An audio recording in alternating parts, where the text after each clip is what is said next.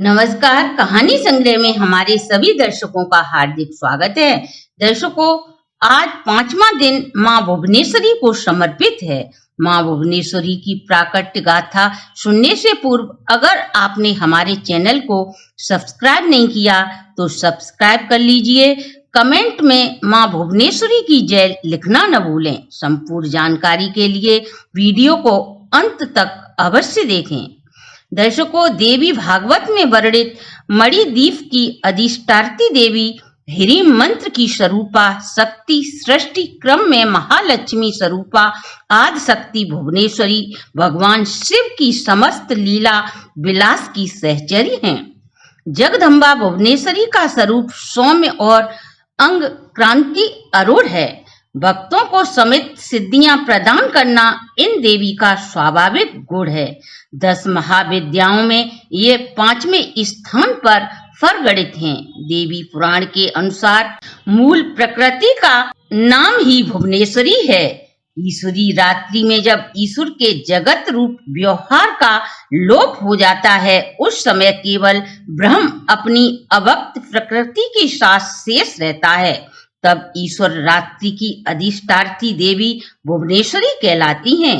अंकुश और पाश इनके मुख्य आयुध हैं।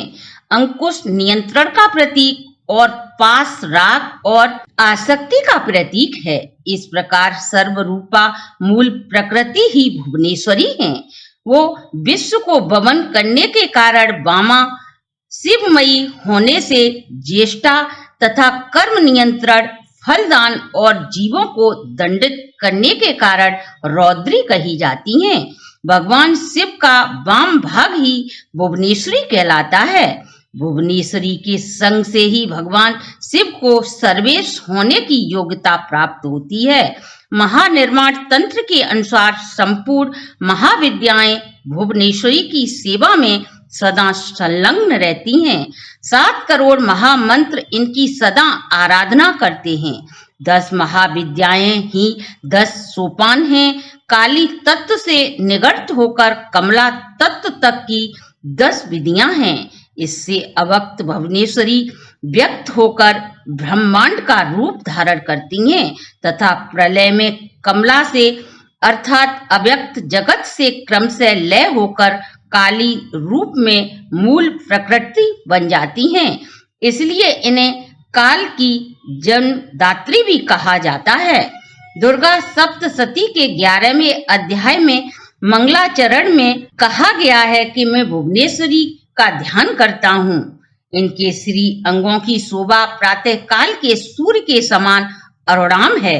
इनके मस्तक पर चंद्रमा का मुकुट है। तीनों नेत्रों से युक्त देवी के मुख पर मुस्कान की छटा छाई रहती है। इनके हाथ में पास, अंकुश, वरद एवं अभय मुद्रा शोभायमान है। इस प्रकार बृहनील तंत्र की यह धारणा पुराणों के विवरणों से पुष्ट होती है कि प्रकारांतर से काली और भुवनेश्वरी दोनों में अभेद है।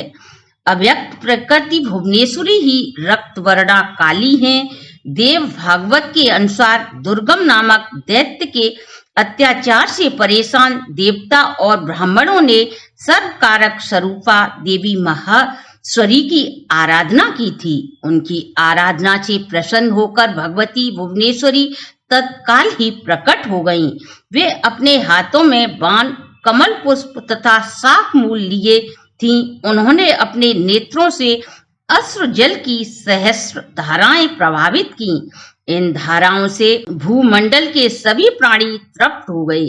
समुद्रों तथा सरताओं में अगाध जल भर गया और समस्त औषधियां सींचने से नवीन हो गईं।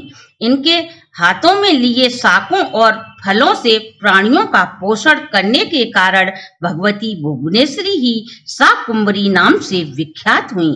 इन्होंने ही दुर्गमासुर को युद्ध में मारकर उसके द्वारा अपहृत वेदों को देवताओं को पुनः सौंपा था। इसके बाद भगवती भुवनेश्वरी का एक नाम दुर्गम को मारने के कारण दुर्गा पड़ा। भगवती भुवनेश्वरी की उपासना पुत्र प्राप्ति के लिए विशेष लाभदायक मानी जाती है।